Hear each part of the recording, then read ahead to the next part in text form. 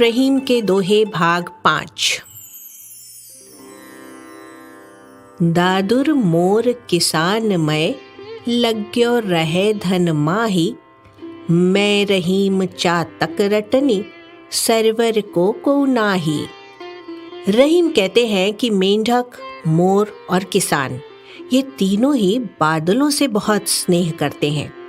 हर दम उनके आने की राह देखते रहते हैं और हमेशा बादलों को देखने के लिए व्याकुल रहते हैं।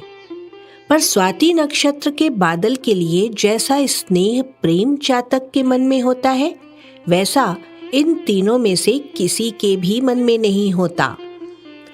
कहने का भाव है, जो व्यक्ति वास्तव में ही प्रेम करते हैं, वे चातक की तरह ही विरह की आग में झुलसते रहते हैं, पर उसमें भी उन्हें आनंद की अनुभूति होती है। बिना किसी शिकायत के वे प्रेमी की राह देखते रहते हैं।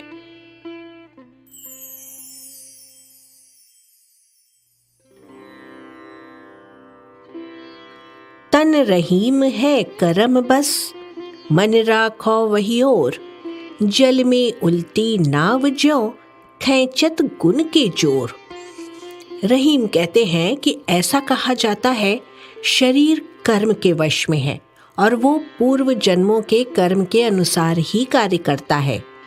ठीक है, शरीर जैसा करता है वैसा करने दो, लेकिन मन तो शरीर या कर्म के अधीन नहीं है, वो तो आजाद है। मन को तो अपनी सुविधानुसार चला सकते हो। मन को ही अपने वश में करना है, फिर कर्म के बंधनों से शरीर अपने आप ही मुक्त हो जाएगा।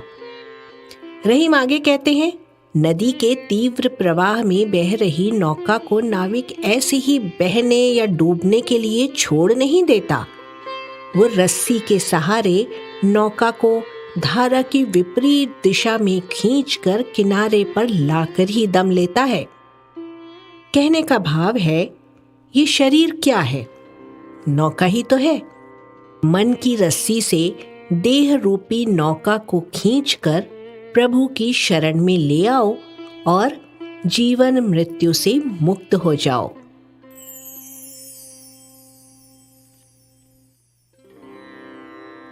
तरुवर फल नहीं खाते हैं, सरवर पियत न पान।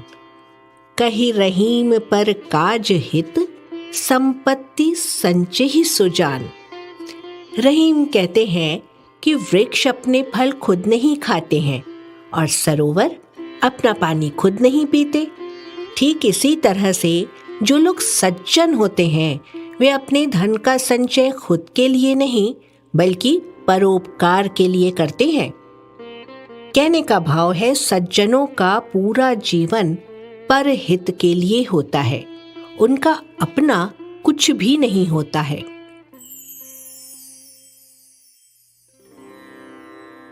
तासो ही कछु पाइये, कीजे जाकी आस। रीते सरवर पर गए, कैसे बझे पियास।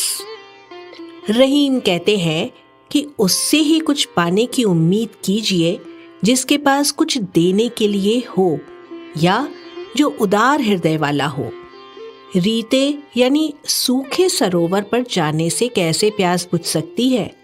जो रीता, सूखा या खाली हो, वो भला किसी को क्या देगा? कहने का भाव है, आदमी अक्सर ही वैभवहीन होने का नाटक करने लगता है जब वो देखता है कि कोई उससे कुछ मांगने को आ रहा है। अतः उससे ही मांगिए जिससे कुछ मिलने की आस हो।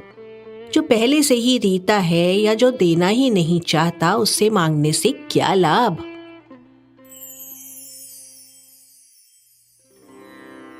जो रहीम रही बो चहो, कहो वही को दाऊ। जो नृपवासर निश कहे, जो कच पची दिखाओ। रहीम का कहना है कि अगर आप अपने व्यवसाय या पद को बनाए रखना चाहते हैं तो समय के साथ चलें। जो आपका राजा यानी अधिकारी कहता हो वही करें। वो रात को दिन और दिन को रात कहे तो आप उसकी बात की काट न करें। राजा या अधिकारी के आगे स्पष्ट बोलना अपशब्द है।